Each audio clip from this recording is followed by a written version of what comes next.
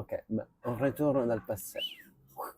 Donc, tu débutes ton cégep en musique ou en Oui. cégep normal? J- J'étais, en fait, au primaire, j'avais un professeur de musique, musique générale, qui m'a beaucoup touché, en Aimé. fait. Ouais. Ouais, je peux dire facilement que c'est grâce à lui que je fais de la musique. Comment il s'appelle? Rafik Saman, Rafik égyptien. Samam, merci beaucoup. Tiens, Si Rafik. aujourd'hui on a Marco Gallieri et cette interview, c'est grâce à toi. Oui, en effet, Ouais. sa fille est une grande chanteuse extraordinaire, Catherine Saman. Et dans le quartier ici, toujours, Rafik, il a donné des cours à moi et mes meilleurs amis de Anonymous, qui est le groupe heavy metal qu'on va fonder à 14 ans.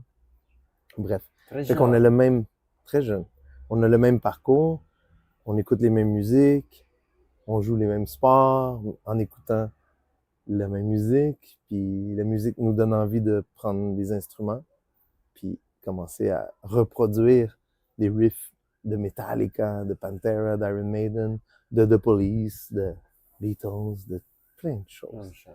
Fait que c'est la musique à la maison, c'est une chose, la musique pour moi, c'est une chose, puis la musique avec les amis, c'est une autre chose aussi. C'est comme tout fait partie de tout et tout est inspirant. Et quand tu es jeune, je trouve que ça va vite, mais ça va vite dans le sens que c'est là que toutes ces influences musicales vont rester à vie. À vie, c'est comme un truc nostalgique. Je sais pas, ben, c'est pas la nostalgie quand tu l'apprends, mais ça devient de la nostalgie où tu réentends des trucs que quand tu avais 12 ans, 14 ans, c'est confortable, c'est réconfortant. Wow. En tout cas, j'ai bifurqué un peu, là, Ouais, mais ouais, ouais, ouais. C'est cool, tu es un artiste complet, donc j'étais un peu prévu à faire ça. bon, Probablement, je te vais interrompre de temps en temps. vai.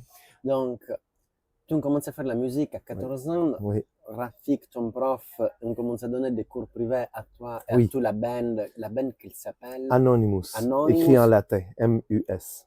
Parce qu'il Ok, y a deux Espagnols, un Chilien et moi, l'Italien. donc c'est la danse de la langue commune. Exactement. Ok. Exact. Et vous, on commençait à jouer à 14 ans. Et le premier concert payé, Oh mon Dieu. tu te rappelles? Oui, Oui. oui. Comment c'est arrivé? Parce que tu Ben, c'est comprends, ça. beaucoup de musiciens, ils arrivent. Ben, au L'un des. secondaire, high school, au Oui. secondaire, on a commencé le groupe et on s'est donné les premiers défis, là, de jouer.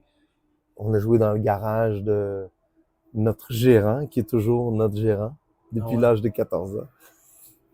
C'est fou, ça. C'est fou. Mais il est devenu soundman. Alors, c'est le gérant soundman.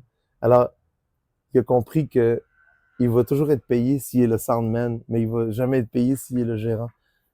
Parce qu'il n'y a pas assez d'argent à faire. Mais le soundman est toujours payé avant les musiciens. Disais. Alors, il a compris ça. Bref.